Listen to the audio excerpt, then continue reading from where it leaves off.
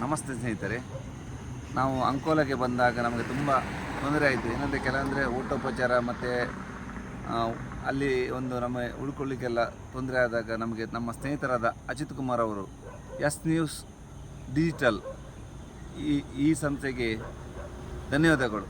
ಎಷ್ಟು ಹೇಳಿದರೂ ಸಹ ಸಾಲದು. ಯಾಕೆಂದರೆ ನಮ್ಮ ಒಂದು ಅಲ್ಲಿ ಇರುವ ಒಂದು ಊಟಕ್ಕಾಗಲಿ ನಮ್ಮ ಖರ್ಚು ವೆಚ್ಚಕ್ಕಾಗಲಿ ಅವರ ಸ್ನೇಹಿತರಾದ ಎಲ್ಲರಿಗೂ ಸಹ ಅವರು ಶೇರ್ ಮಾಡಿದ್ದಾರೆ. ನಮಗೆ ಶೇರ್ ಮಾಡಿದ ನಮ್ಮ ಒಂದು ಅಕೌಂಟಿಗೆ ಸುಮಾರು ಒಂದು 40,000 ತನಕ ಬಂದಿದೆ. ಆ 40,000 ಅಂದರೆ ಎಲ್ಲ ಸ್ನೇಹಿತರು ಸಹ 100, 10, 50 ಎಲ್ಲ ಹಾಕಿದಾಗ 40,000 ಬಂತು.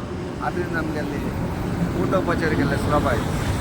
ಏನಂದರೆ ನನಗೆ ಬಂದು 40,000 ರೂಪಾಯಿನೂ ನಾನು ಇವತ್ತು ಒಳ್ಳೆಯ ಕೆಲಸಕ್ಕೆ ಉಪಯೋಗ ಮಾಡಿದ್ದೇನೆ.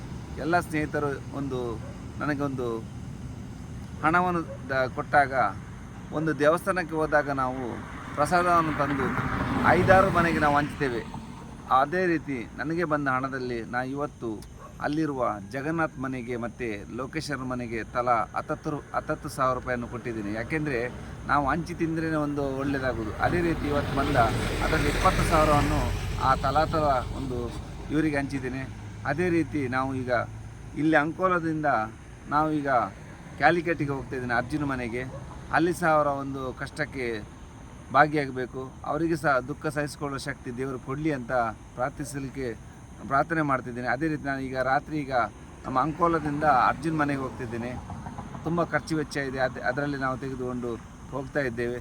ಇದೇ ರೀತಿ ನಮಗೆ ಸಹಕರಿಸಿದ ಎಲ್ಲ ದಾನಿಗಳಿಗೂ ನಾನು ಹೃದಯಪೂರ್ವಕ ಕೃತಜ್ಞತೆ ಸಲ್ಲಿಸ್ತಾ ಇದ್ದೀನಿ.